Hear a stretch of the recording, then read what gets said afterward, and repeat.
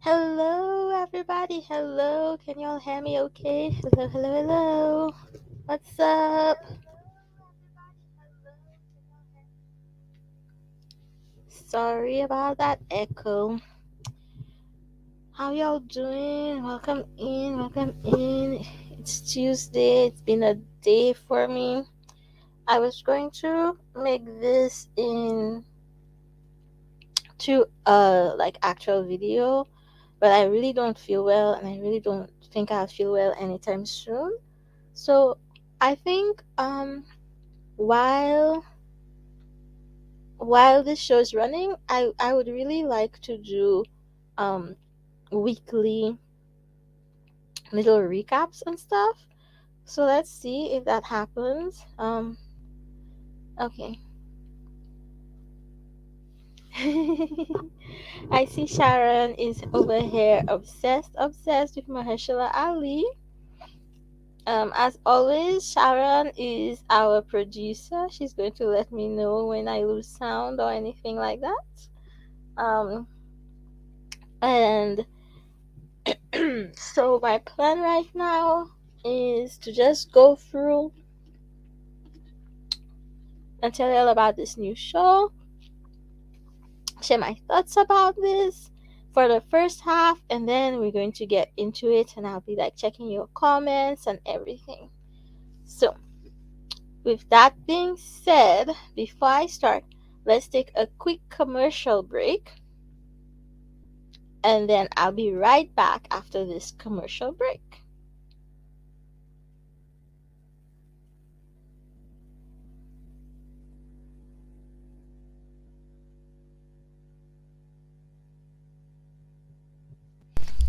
Hey y'all, I got membership so you can join the crew. Woo! For those who want to support me a little more, I have 3 levels of memberships. We got Potato Chip Crew at $2.99. You get loyalty badges that show how long you've been a member. And look y'all, I got the little potatoes. And you got emojis that only members can use, and I got y'all some potato chips, and of course I had to get a mermaid. And you also get access to member only live chats. That's lives where only members can talk. Then we have the Super Crew at $6.99. You get everything from the previous level plus member shoutouts, members only updates on the community tab, and members only live chat. For $24.99, you get everything from the previous 2 levels, plus I'll follow you on social media, and you get wallpapers for your phone, and you get to choose one of my books for free. If you want to become a member, just hit up that join button and let's have some fun together. Whee!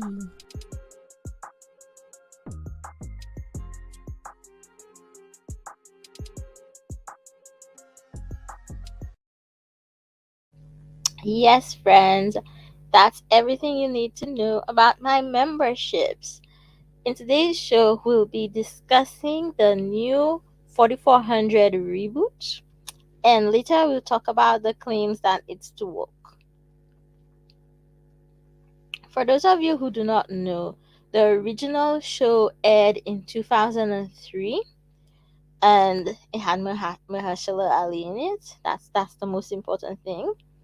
The premise of the show is that for several years, probably hundreds, people were going missing, and then one day they all suddenly showed back up.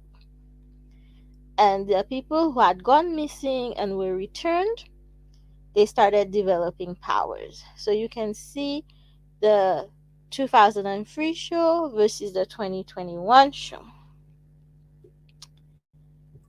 Now, if you grew up in any deeply Christian place, 4400 might sound familiar to you because,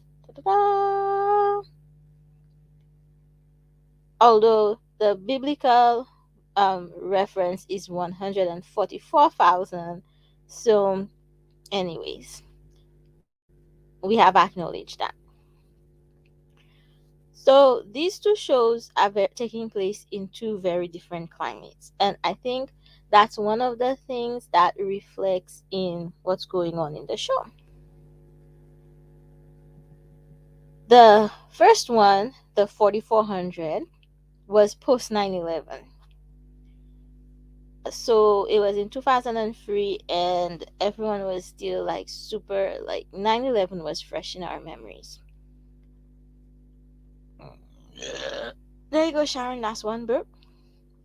Um, so in the 2003 version, you had the government come in, big federal Homeland Security, CDC, um, come in. You had like big military take all the people, put them in a facility. Um, that was like the kind of response that happened then, especially like post 9/11. But now we are post 6/1. Um, no, I did that wrong. Sorry, y'all. Here you go. Other country coming in effect post 1/6, so post January 6th, and post the protests of last summer, the insurrection. It's a very different climate in response to like the public, the government, and how we expect things to operate. Other big difference between this show that you will note is the original show was on USA, and the new show is on the CW. So obviously their target audience is different demographically. Okay, let's before we get to this. Um so one of the things is the 4400. The new one, 4400, is lighter, and the older one was more like dark and gritty. um and the newer one, I have an article in the description box where they talk about the newer one being more about the characters, whereas the older one was more about the story.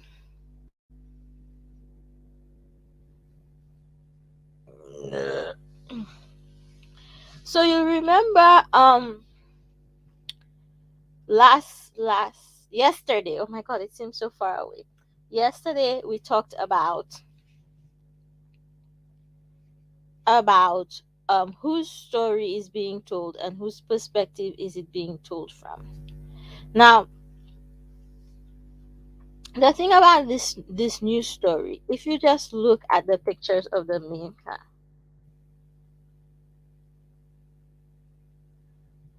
if you just look at the pictures of the cast, you can immediately see that the main cast is so much more diverse. Like we have we have two white people out of 10 total people, whereas the original shows has one black person out of 8 people. So we can see that the diversity is different.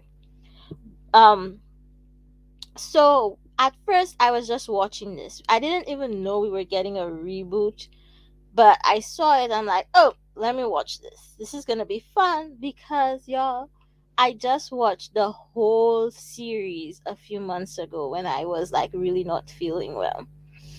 So I'm like, yes, this is fresh in my memory. I can really judge this. And I'm looking at this and I'm just sitting there watching this. Only one episode. Toya is here. Welcome in, Toya. Only one episode so far. And I'm watching this and I'm thinking, this is everything I want in TV, and this is unnerving me. Like, this is making me feel weird because it's everything I want, but it's everything I've never seen before. So, um, immediately you notice that all the leads, all the people with the most screen time, who the story is about, is the black actors. They're not in supporting roles. and the white actors are in supporting roles. But this isn't a story about black people, like per se. So it isn't what you typically think of like a black show.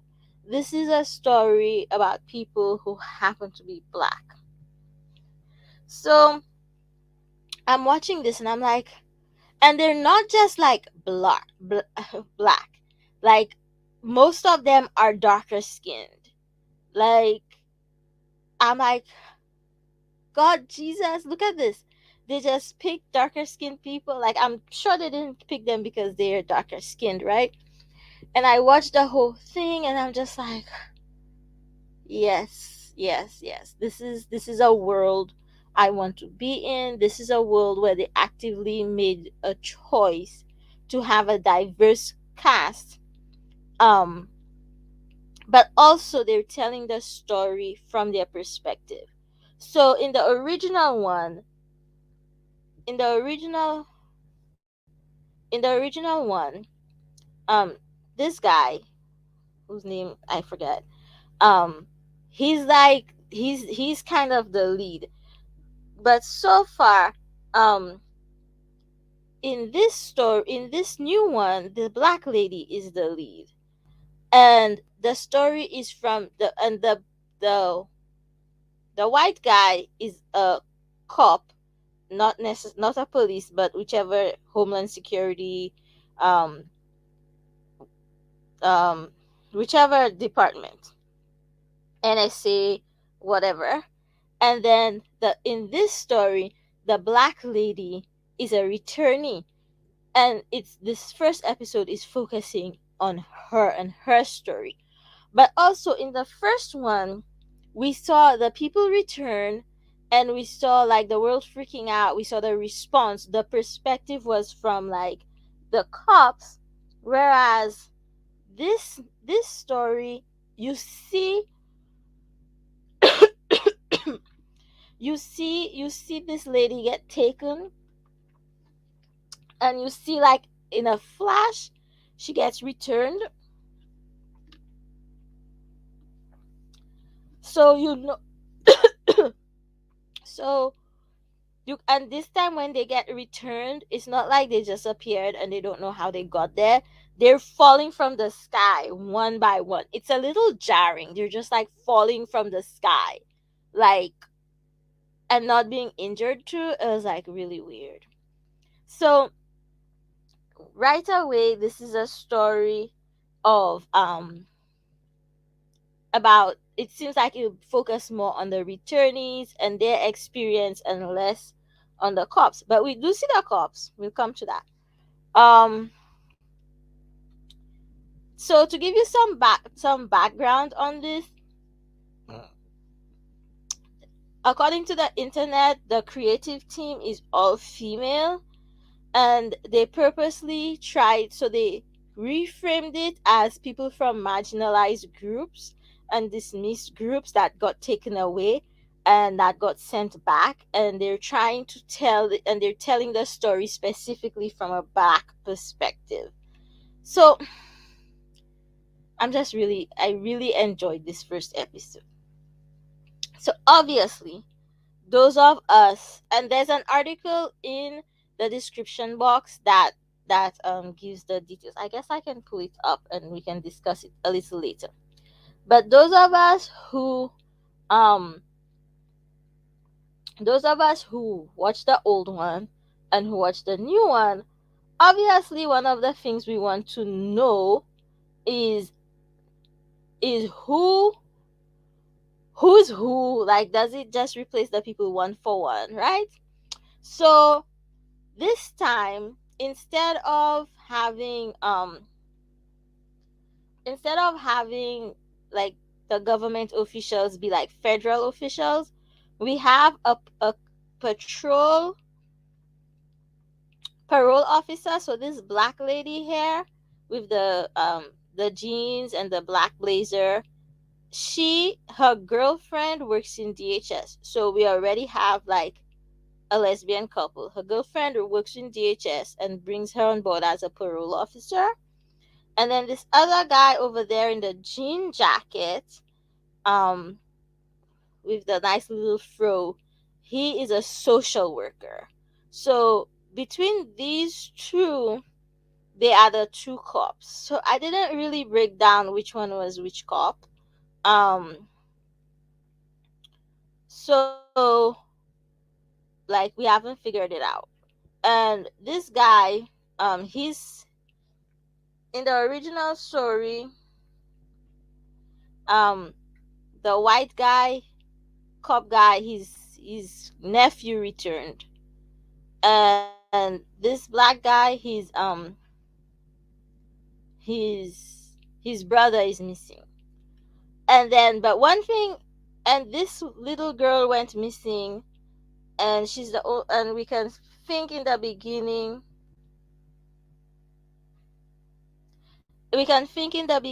that she is Maya, um, but we're not sure. We'll talk about that more later.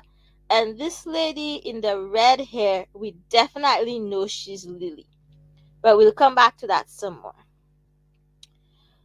So I did this based off of these promo pics, who the like main people in the story are, and they have this guy in the story, Logan, who is the lady in red's husband. So I don't know if he's going to feature more than Lily's husband featured in the original series. This one, LaDonna, she went missing in like 2010s, and is she was like an internet celebrity of some sort, or like an influencer or something. And she had an eating she has eating disorder, content warning. There's a scene where she threw up in the bathroom. Well, we think that's what's going on, but she might be pregnant too. They haven't confirmed. We'll come back to that. So Shanice is definitely like closely written after Lily's character, and y'all, I had to put names on here to help me remember the names because I'm really bad with names. Um, Shanice is definitely Lily's character because she went missing when her daughter was a baby, 4 months old, and when she came back, she tried to find her daughter and her husband had remarried, and her daughter is now 16 years old because she got the husband. What did I say? The husband got remarried, and the daughter is now 16 years old. So she's definitely the Lily character. Um, this guy is a reverend, y'all. Look at his 90s style. He's very charismatic, and he's like already doing a little bit of leadership. So I think he's Jordan Collier. This guy, Dr. Andre, is a doctor in the 1920s. He was in the Harlem Renaissance, and based on the internet says he's transgender. I'm not sure. I didn't check to see if the actor or the character, was transgender.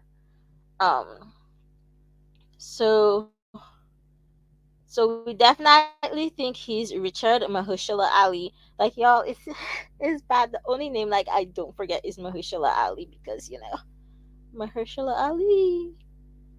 Um. Oh, also another. Oh, I didn't even say why I thought he was why I thought he was Richard. I think he's Richard because of how like he's insightful and understanding and like always trying to help people. And I think I really liked this scene right here, um, and how it reflects this scene where they're being held, and um, that's all. I had other thoughts on this, but that's all. Move on. Now, Claudette, she was from the 1950s, Mississippi. She was fighting for civil rights before she left, before she was taken, and she can heal herself. So she had an injury and she like it just healed on its own.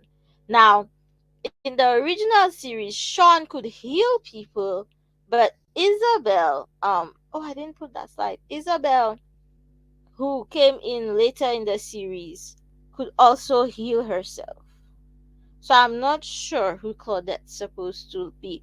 Also, like we're not sure if they're replacing the characters one for one, or they're like taking bits from them in doing completely new characters.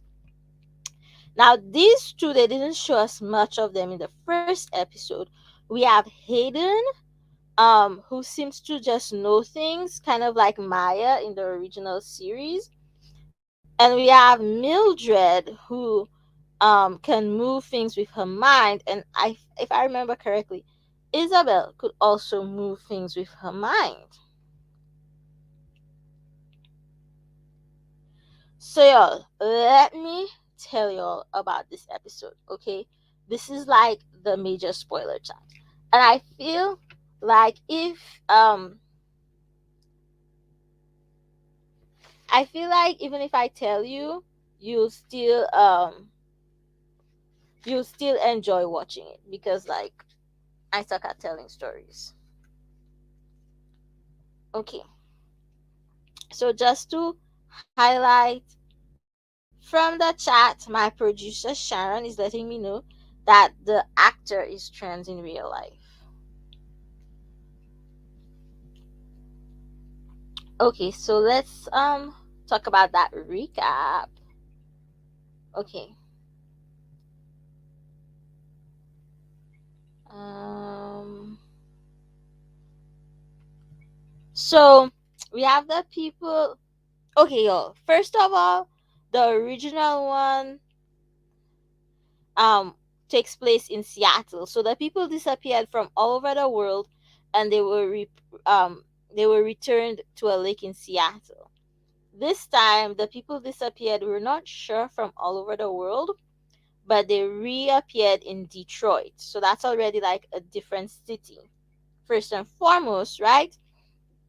Now, um, that's the like the first thing. They were um in Detroit. Now the other thing too is I think this new series might have like a much smaller budget for extras, or I don't know if it's because it was filmed during COVID, but in the original one we see like a lot of people, but we don't see they were all held in one facility. But in this one, the people are held in facilities spread out all over the city. So in the beginning, right, we see the people return, we see them falling from the sky, and then we see um, Keisha, who's the parole officer's name. She is trying to get through like security, and then we see her girlfriend, who's a white lady, tell her that like her boss recommended her for the job, etc., etc. And also, so Keisha is there to conduct the interviews and to find out what's going on. Because originally they thought it was a protest, but then they realized that because the government never knows what's going on. But then they realized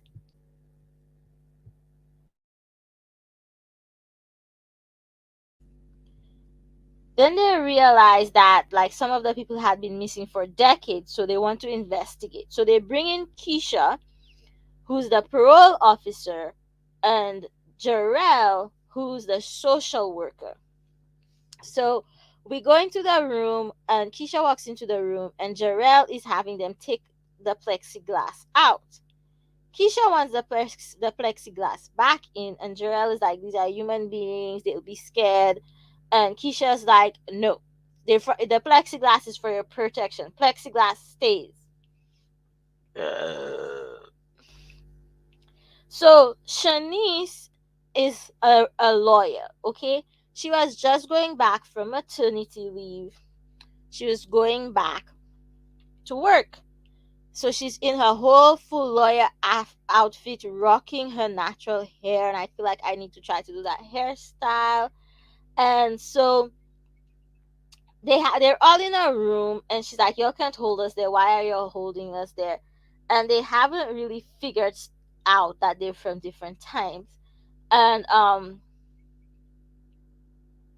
then Shanice said something about Ruth Bader Ginsburg, and one of the guards, who's had a lot of speaking roles, he looks Hispanic, and he says, "Oh, it's so sad that she died." And she was like, "Ruth Bader Ginsburg died?"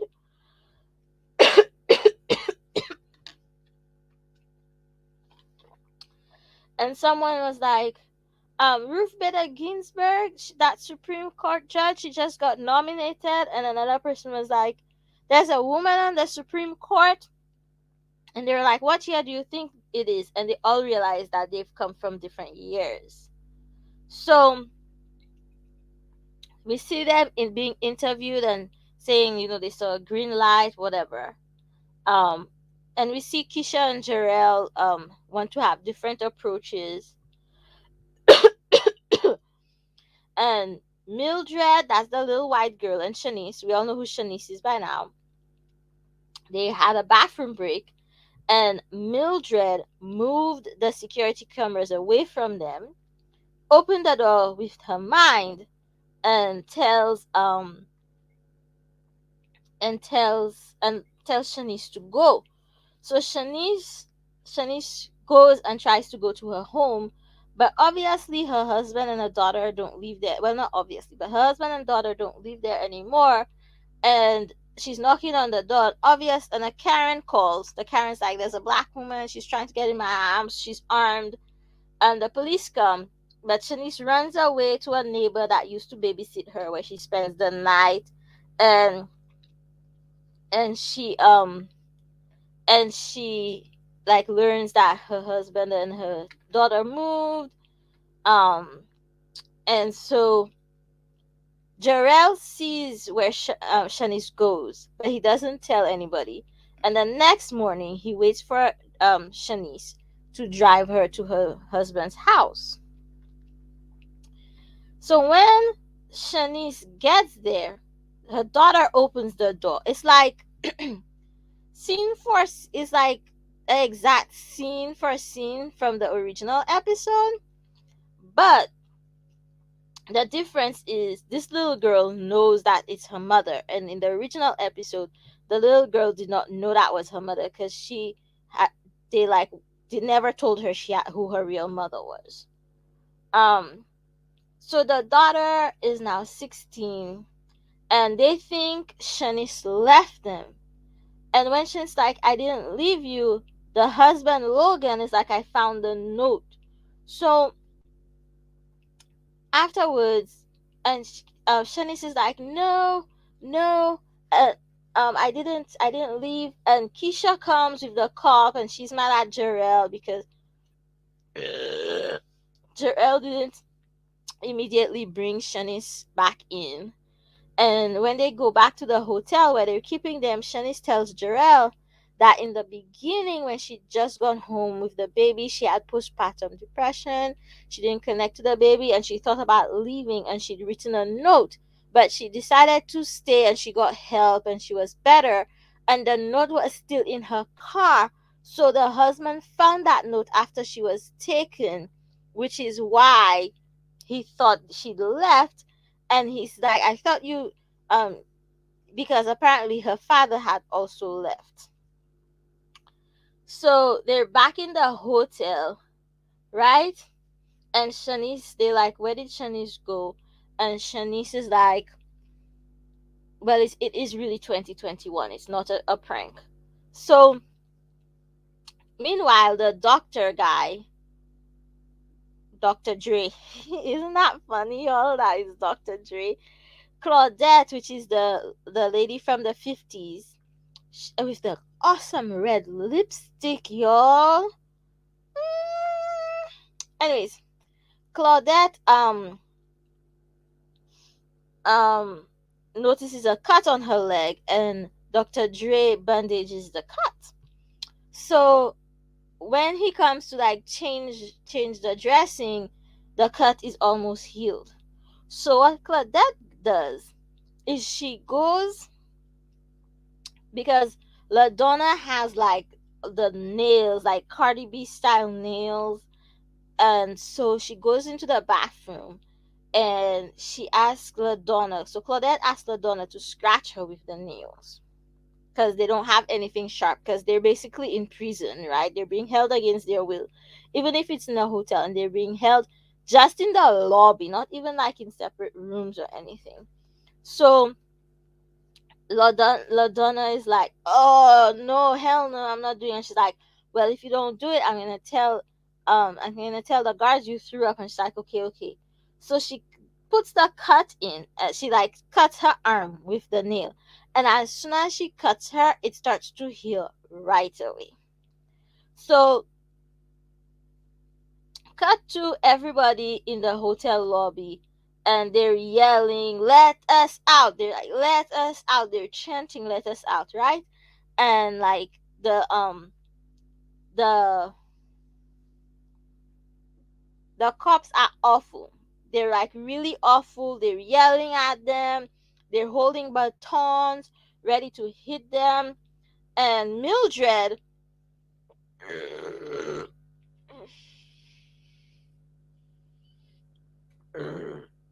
sorry, y'all. Mildred is like ready to like start moving things with her mind, and like you can see the baton shaking, and Isaiah, the Reverend Isaiah, puts a hand on Mildred, and like she calms down, and like he like speaks very charismatically and diffuses the whole situation. And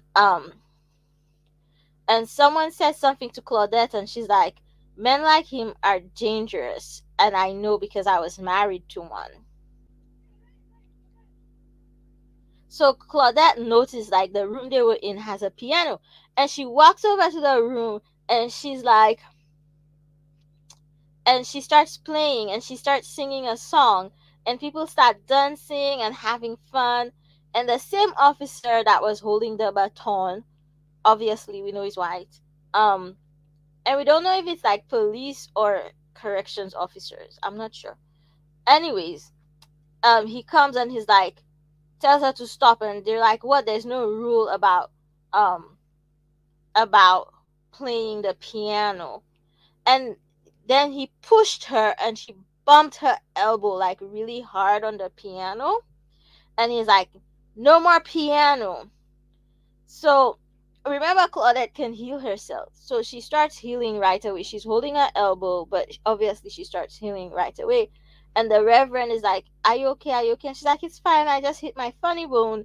But then when she walks away, there's blood left on the piano, but she doesn't have any scars because, y'all, she already healed,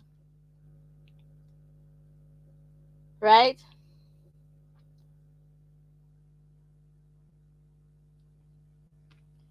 So while Shanice had gone to her house, like she told her husband to like get help or whatever, right? So then it all cuts after the little the little altercation with the officer and the bumping into the piano. Claudette, who's from the 50s, is talking to Dr. Dre, who's from the 20s, and they were like, "It's 2021. I thought we'd be a lot further by then. I thought we'd have made more progress. It still feels the same." So that's like a key point. Remember this, okay? Um, remember this. Um, so there's then we see Jarell and Keisha in a bar. They're talking, blah blah blah, and um, then we see the news break about the 4,400 people having returned. We see that on the TV in the bar. Now, y'all remember? Let's go back. Let me find his name. I went too far back. Y'all remember Hayden? So Hayden is like not talking at all in his interview. Jarrell tries to do sign language. He refuses to talk. And I think that's really cool because some people in trauma they just don't talk. So like we don't know much about his story. So he's just not talking. And then towards the end, um, Keisha sees him in the hotel because what Reverend Isaiah negotiated was instead of keeping the returnees in the lobby of the hotel was empty. So at least put them in the rooms of the hotel because the first night they slept in the lobby so they could sleep in like beds, and they got them some change of clothes as well. So Manny has changed clothes, and Keisha is speaking to him. He's like wearing this Missy Elliott oversized tee, and oh, did I tell y'all that Jarrell like was going from center to center, calling around, trying to look for his brother Manny who'd gone missing the year before. So um Hayden is with his Missy Elliott t-shirt. All of a sudden, after not talking for the entire episode, says to Keisha, tell Jarrell that Manny's alright and he's sorry for everything. And boom, the episode just ends, y'all. Can y'all believe it? Like, I'm sure I missed a whole bunch of stuff, but excuse me, y'all. Excuse me. Oh, and y'all, this is Shanice's baby, and I was just like, why does this baby look so much like the actress that played Isabel? Like, is it me or what? Like, that's just like a side note, okay? Um, and y'all, the culture wars have already started because people are mad um that they said it feels like the 50s, and they're like taking that to mean that there's been no progress, and they're mad for all the things, the lesbian couple, BLM, Ruth Bader, mentioning Ruth Bader Ginsburg. Y'all, they already mad, but I'm not. Okay, y'all. So let's see what the chat has to say. Big shout out to Sharon for telling us all about the different actors and their names because I don't know names. So let's welcome again, welcome, Toya. Like, I didn't think anybody would be interested in this. I thought I was the only person who was interested in that. Welcome to our member cooking with Q and more. Welcome. Um, and yes, thanks to Sharon that told us all about the different star. Laurie's here. Thank you so much, Laurie, for coming in, for hanging out. How y'all doing? And look, Sharon telling us all about Joseph David Jones.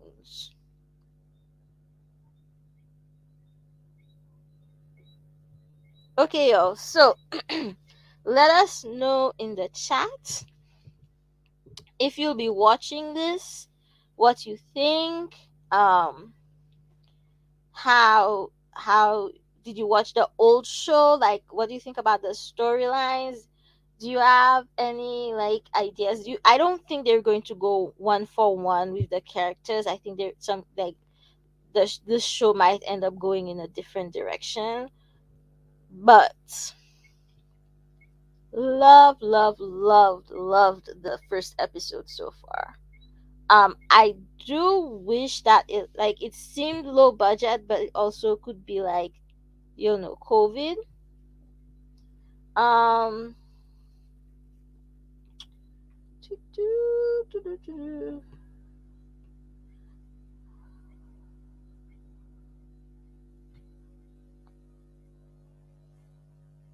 oh, you can watch this. You can watch this on CW online. I have the link down below. It's a US only link.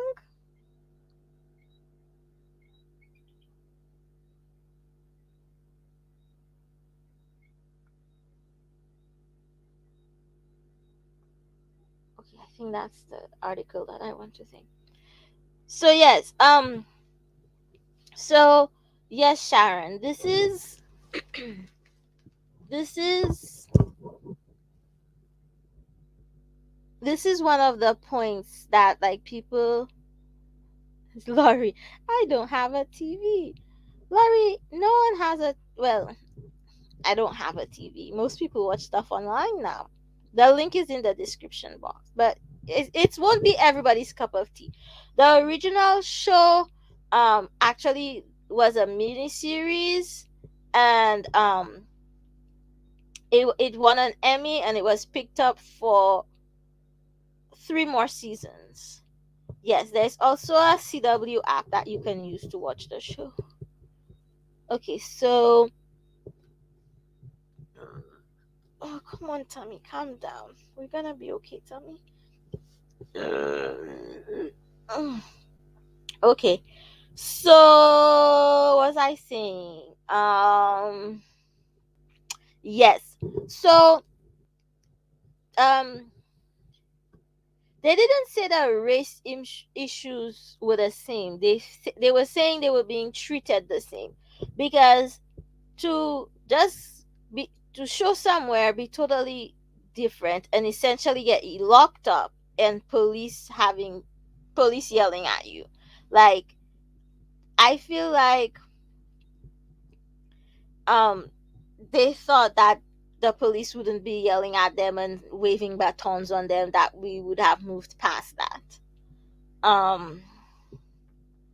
So I want to touch on um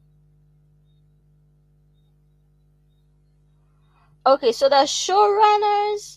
um the showrunners said like it's a whole new story because of the updates they made. um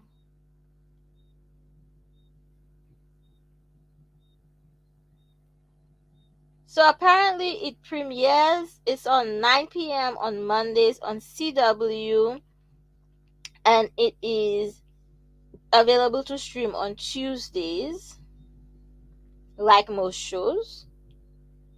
um okay,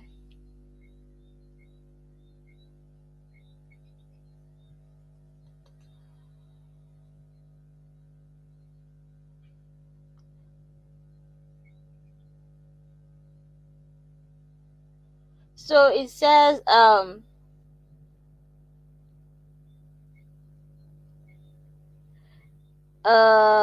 they want to tell the story from a black perspective, which is why they were excited of it, and they want to really get into the history and the legacy of white supremacy in our country, meaning the US, and how it hasn't been fixed and how that has led to where we are now.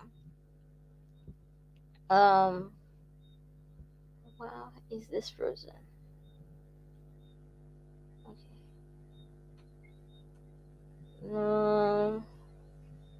Let me see what else. I'm just going through the article that um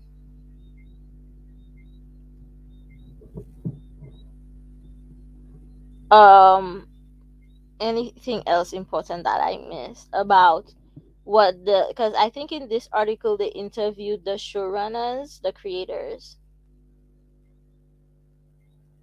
So they said that they in this is the article, the entertainment EW article listed in the description box, where they say that the article where they say that this one is more about the people than the story than world building, because everything is going to take the show takes place in the present day.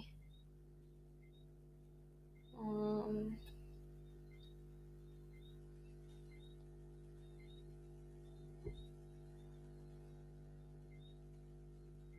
and that's it, they say that's why they made a conscious choice about not having agents with guns,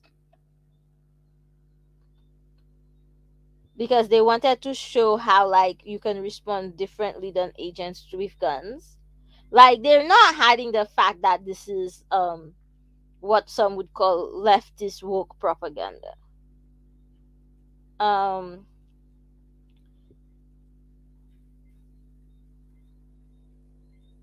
so the person who said it isn't that different was actually the character from the 1950s, and that's because she was the one who was she was like a freedom fighter. She was like a big part of the civil rights movement. Um,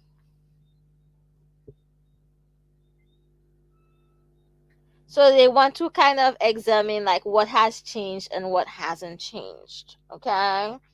And again, Sharon, the producer, coming through with all the facts in the description box. So,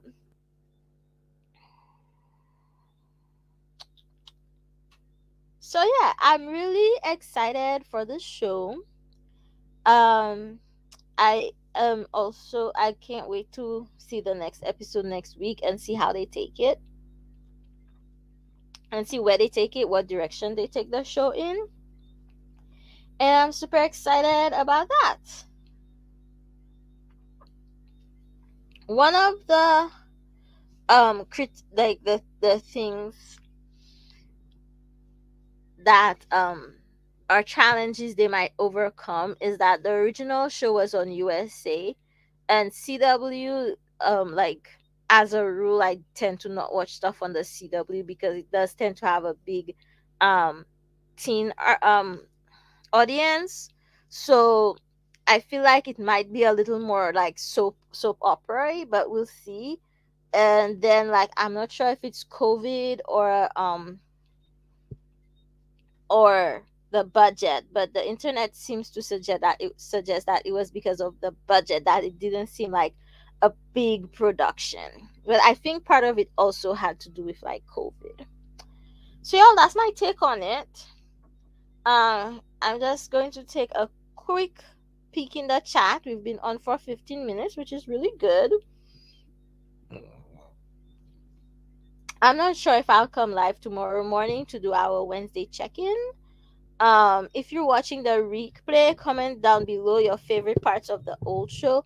For those of you who in the chat who watched the original show, you can tell us your favorite character, your favorite moment from the old show, in the chat. And maybe next week we can talk about the original a little more as well. Um, and if no one in the chat has any other thing, I'm gonna wrap up pretty soon.